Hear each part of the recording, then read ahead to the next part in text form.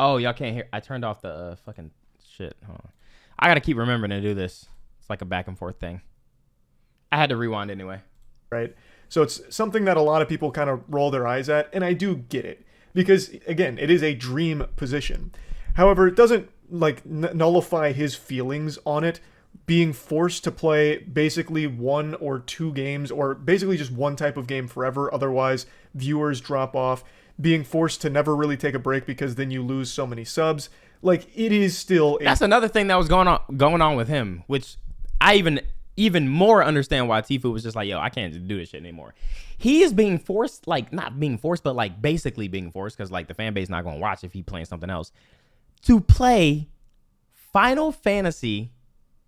I'm not Final Fantasy. Sorry. I just really could have been playing the game today. Like y'all said, it came out, but it come out tomorrow. He's being forced to play Fortnite every day, or every time he streams.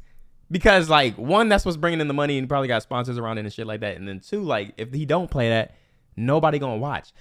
But you also got to get to the point where you don't care what people are gonna watch. Like, you just got to do your own thing, and then hopefully it'll work out, bro. Chat, that's how I was feeling. I was getting sick of reacting to music. Like, reacting to the music because the way the artists act, 1, if they don't like a reaction, and the way the fans act if you have a certain reaction. So I was like, you know what, bro? That's why I kind of want to do more gaming, bro. I kind of want to do more gaming. Boom. Viewers dropped. Viewers dropped off when I started doing more gaming. And then gaming was like so dry.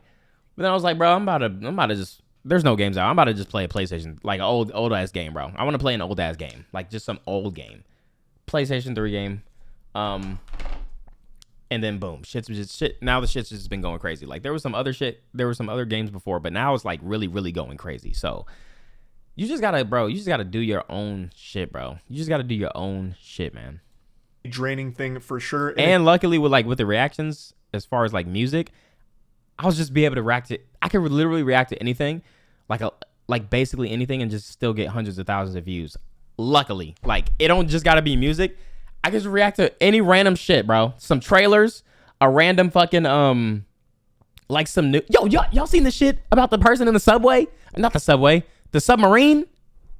What the fuck were they thinking? What the fuck were they thinking, man? Memes, yo, I don't even want to talk about memes. Memes go fucking crazy for no reason.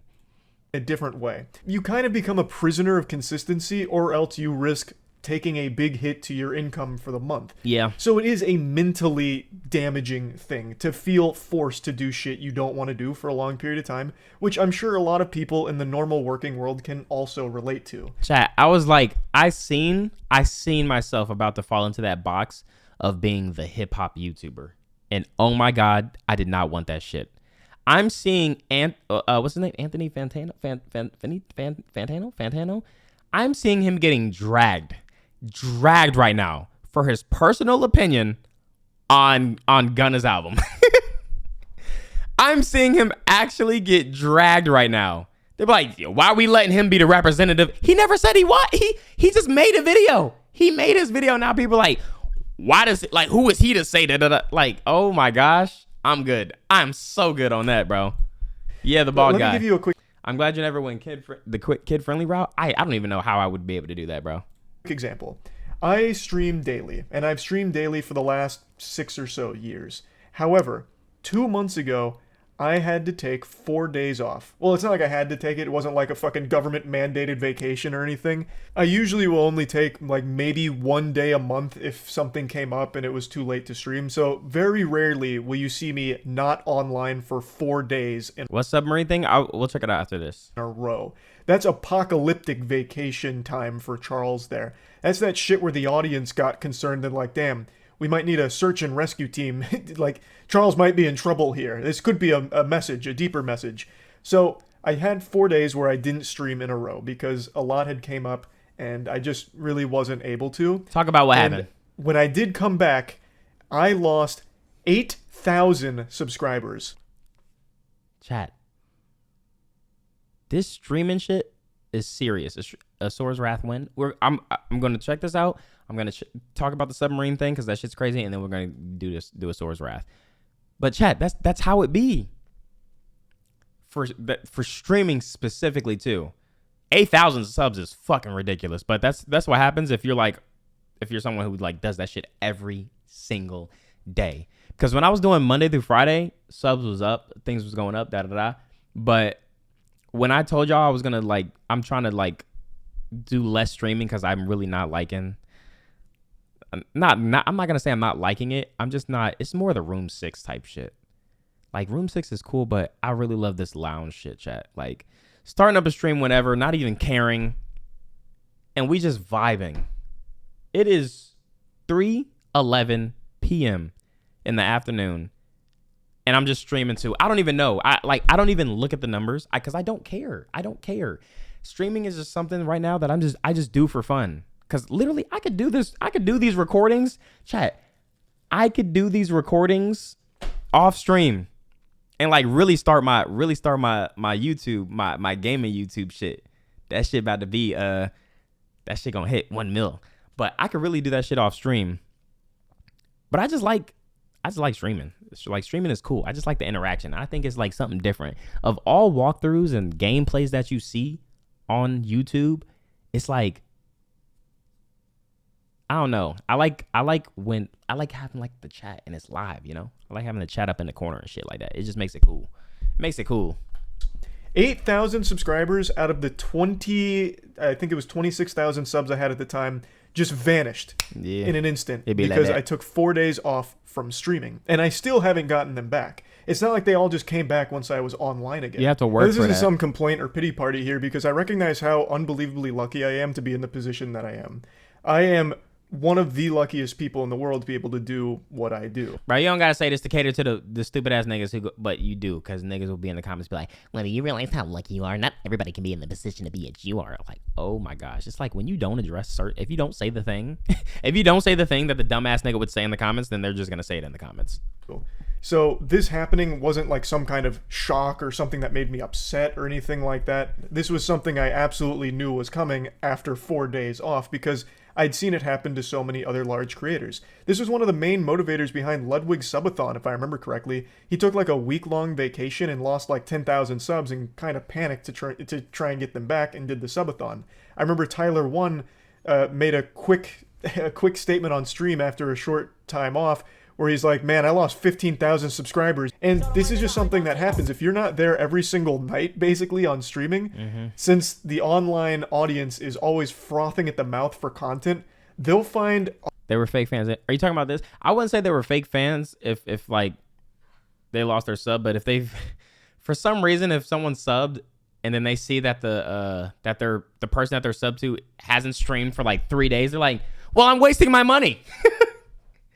I'm clearly wasting my money. I'm pulling out. It's like, damn, bro. Like, bro, can we take breaks? We coming right back. Chill, bro. Chill. Other streamers Who's quitting? Tfue. elsewhere to fill that void, because it's such a competitive space. Maybe they come back. Exactly. A week isn't even long. You think Kai feeling the pressure? I know like what type of pressure? Because I'm pretty sure it's a rat race, bro. It's a rat race to be at the top. I don't know if he's like cares about still being like the highest sub or like how many subs at all, but I know it's like when the subs get below a number or something like that, you want to get them subs back up. You want to get them subs back up, bro. He is the rat. Oh my gosh, bro. Oh my gosh. Bro, it's a saying, man. It's a saying. I think it's more the pressure of like content, because it's like he's always one-upping. Like every stream is like always another like event and shit like that, or the event is always he's always topping events, so he probably like feels that type of shit. But I don't know. Maybe they don't, and maybe they do come back, but they don't have a Twitch Prime, right? Like there's just so many things at play that do ultimately have a big impact on a person's income when they're a streamer, which is why you very rarely see streamers take a long vacation, or even if they do take a vacation, they still stream during it, because it's kind of scary not to, because even just taking 1 day off can result in a drastic decline overnight, basically.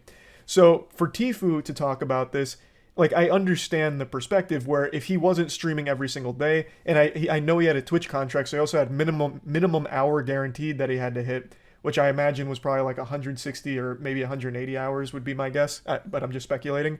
If he's not doing that every single day, it's hard to make up those hours, and it's also hard to hold on to his audience and that subscriber base. So it could absolutely be a really mentally shitty thing to go through. So I understand why that would be frustrating and make him feel like, you know, he can't really set. Low-key, what's your longest break from Twitch?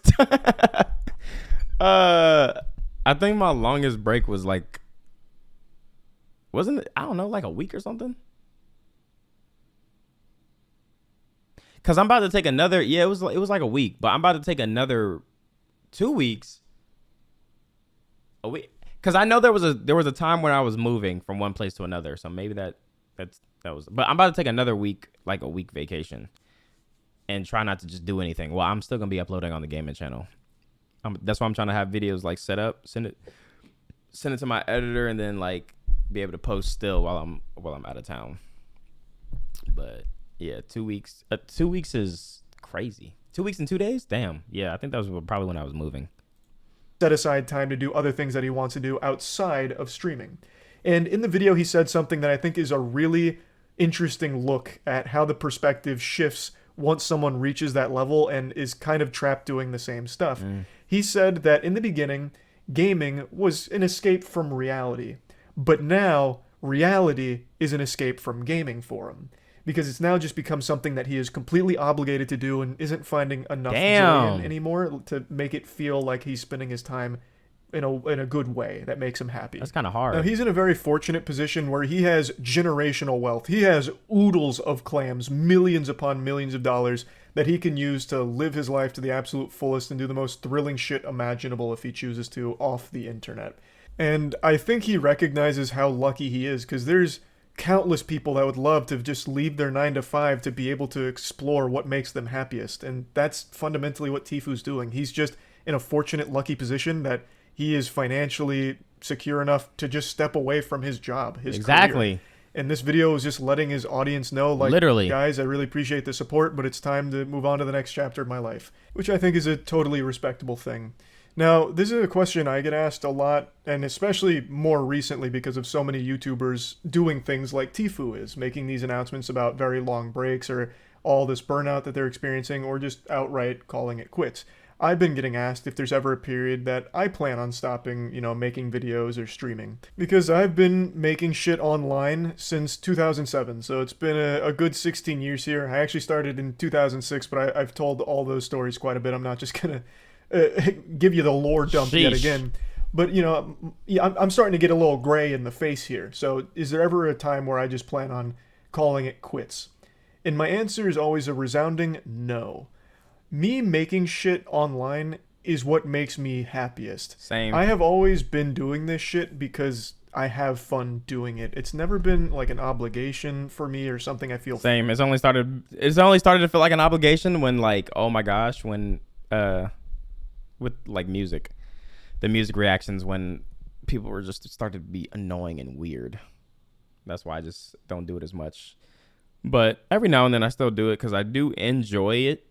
But a lot of the time it's just like, oh my gosh, ew. Like, I just hate it. It's just, it just sucks. Forced to do. I've just always done it purely for the love of it. So I couldn't imagine a time where I just hate it and like... Oh my God, yeah. Someone said it's going to be hell for you when Uzi dropped Pink Tape. It's up. It's up. And I really only feel that way, like, when it's like, oh my gosh, please, I don't care, is when I'm like really into a game that I'm playing. Like, when I'm really into a game that I'm playing and I'm streaming it, and you can like literally see how excited I am to play this game or playing this game, and people don't care. They're just like, dog, hello, Trippy just dropped. Yo, get off the game. Trippy just dropped an album. Go react to that. It's like, bro, oh my God. Get made miserable by it and need to step away or something like that. But I always understand people who do. And I think one of the main contributing factors to that I've discussed a lot. Why are y'all looking at my legs, man? Damn. Niggas like nice calves. Jesus, man.